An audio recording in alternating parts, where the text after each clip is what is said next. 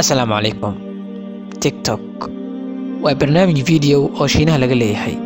Wuxuu ogolaanayaa dadka isticmaala inay abuuraan dadkana la wadaagaan fiidiyoo gaagaaban oo leh effects gaar ah. TikTok waxaa soo degsaday dadka badan 1 bilyan oo qof tan iyo markii la bilaabay sanadii 2017, waxaana bil walba degsada in ka badan dadka adeegsada Twitter ama Snapchat.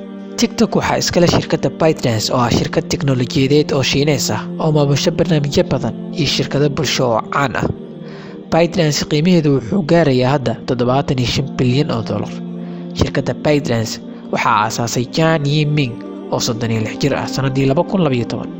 TikTok markiidii hore waxaa laga isticmaali jiray China oo kaliya, magaceedana wuxuu ahaa Douyin, laakiin magaca waxaa laga bedelay kadib shirkadda ByteDance oo gadatay ama iibsatay barnaamijka Musical.ly oo ahaa midka la tartamaya TikTok qiimo gaaraya $1 bilyan. TikTok waxaa isticmaalay 500 milyan oo qof bishii July ee sanadii la soo dhaafay. TikTok sidoo kale wuxuu ahaa application-ka ugu soo dejinta badan Mareykanka bishii Oktoobar sanadii 2018. waa barnaamijkii ugu horreeyay ee Shiinaha laga leeyahay ee gaaray rikoorkan. Si aan kaaga siiyo fikrad, waxay TikTok higsanaysaa shirkad ahaan. Hadafkeedu waa soo bandhigidda dadka leh hal abuurka iyo xirfadaha. Sababtoo ah TikTok waxay u sameynaysaa qof kasta inuu abuuro, kuna dhiirigeliso isticmaalayaasha inay la wadaagaan dunida hal abuurkooda iyagoo soo dhigaya fiidiyoo gaagaaban oo aan dhaafsanayn 15 ilbiriqsi.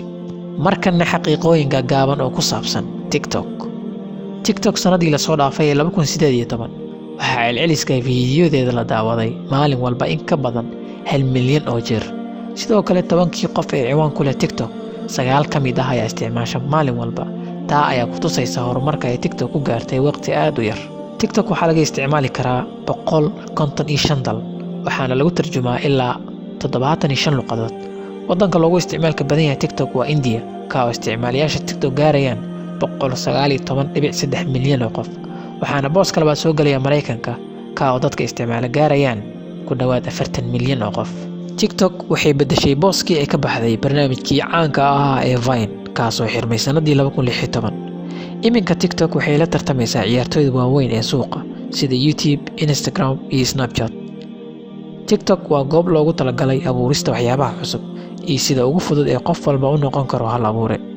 taa micnaheedu maaha in qof walba uu noo majaajilayn karo. Su'aasha isweydiinta mudan waa imise sano ay TikTok meesha ugu sarreysay joogaysaa ka hor intaysan dhicin.